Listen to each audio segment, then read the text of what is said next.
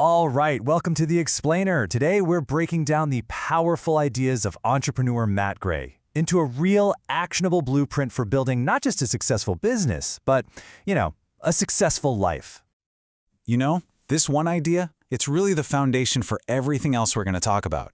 It's all about making those tough, strategic choices right now, because those are the choices that pave the way for a life of freedom later on.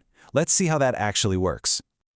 Okay, so here's how we're going to break this down. It's a 4-part blueprint, a roadmap to get you to what Matt calls founder freedom. We're going to kick things off with mindset, then get into the systems, then the brand, and finally, we'll talk about the ultimate goal of all this. So first things first, before you can build anything, you've got to get the mindset right. This first step is a total shift in how you think about the things that matter most: your money, your time, and your energy. Okay, so on one side, you've got expense thinking. This is where most people get trapped, right? You're always asking, how much does this cost? And every dollar out feels like a loss. But the big shift, the crucial one, is over to ROI thinking.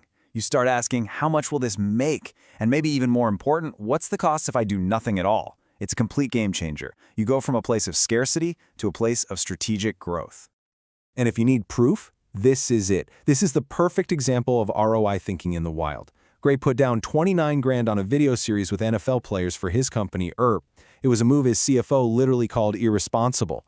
But that single expense totally changed the game for his brand, and it brought in over $700,000 in direct revenue. That, right there, is the power of ROI thinking. But here's the thing, it's not just about crunching the numbers on a spreadsheet. Gray really hits on this idea that it's those subconscious beliefs, the stories we tell ourselves that are really running the show. Things like, oh, I'm not good at hiring, or I just can't afford that. Those stories will absolutely sabotage you until you decide to recognize them and consciously rewrite them. All right, so once you've got that mindset dialed in, how do you actually put it to work? Let's get into the how. With the right mindset, you can start building systems that give you leverage, literally buying back your time and your energy. Now, this next idea might sound a little weird at first: strategic laziness. And look, this isn't about sitting on the couch doing nothing. It's the exact opposite. It's about being ruthless with automating, delegating, and just plain eliminating everything that isn't your unique area of genius. So how do you stay focused? Well, this is a fantastic system for it: the monthly personal board meeting. Think of it like a non-negotiable appointment with yourself. Just 1 hour to step out of the daily grind and work on your life, making sure you're always pointed in the right direction and focused on that one domino that's going to make the biggest difference. Okay, so you've got the mindset, you've got the systems. Now what? How do you get opportunities to just come to you 24/7?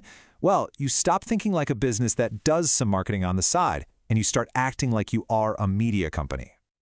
And the engine for this media company? It's not some fancy camera or a big studio. It's writing. Every single email you send, that's a piece of media. It's your chance to build trust and make your case. Want to grow your audience? Well, that's writing too. It's how you get your ideas out there and turn people who are just browsing into a loyal community that actually cares about what you're doing. And when you really boil it down, convincing people to believe in you, to buy from you, to join you, that's also writing. So you see, it all comes back to writing. Mastering this is an absolute superpower. Because, at the end of the day, business is all about convincing people. In this crazy attention economy we live in, nobody connects with perfection. It's just boring. People connect with what's real. That's where sharing your journey, the wins, but also the struggles and the failures, becomes your biggest advantage. Now, this isn't about oversharing or airing all your dirty laundry. It's simply about being real. Because that vulnerability is what builds true connection and trust. And all of this, it brings us to the final and maybe the most important part of this blueprint: the why.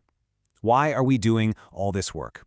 It's not just about the revenue number. It's about aiming for a much bigger, more holistic vision of what success actually looks like. First up, peace. The real goal here is to build what's called a calm company. Imagine being able to step away for a whole month and coming back to find your business is actually stronger. That's building for longevity, not just for the next quarter. Next up, profit. And let's be super clear here. We're not talking about those flashy vanity metrics like revenue. We're talking about the actual take-home profit.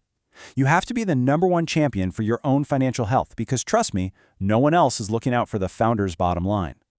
And that leads us to the final P, purpose. This is the fuel for everything. It's about finding that sweet spot, right? That perfect intersection of what you're amazing at, what the world actually needs, and what you can get paid really well for.